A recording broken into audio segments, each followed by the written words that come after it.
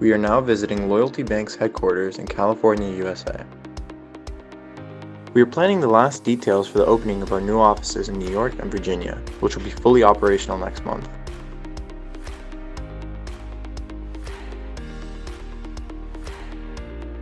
Initially, when new employees were hired, Human Resources did all the onboarding processes.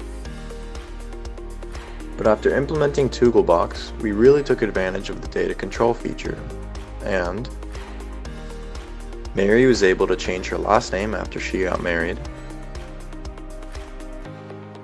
Peter was reallocated to another country and was able to update his information by himself.